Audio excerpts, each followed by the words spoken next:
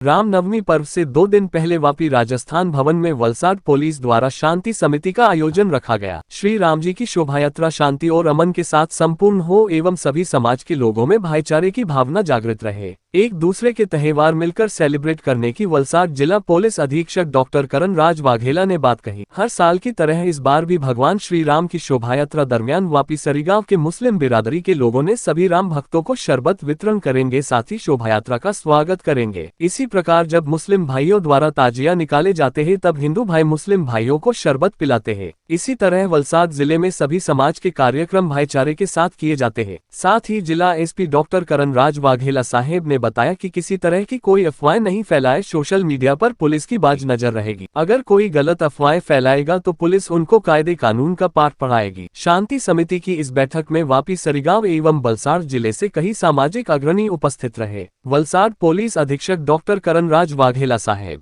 वापी से DYSP Shri BN Dave साहेब, Vapi town के PI Shri Doongra, PI Shri Doongra से IPS madam Shri, Vapi GIDC के PI श्री भिलाड के PSI श्री एवं अन्य पुलिस अधिकारी उपस्थित रहे।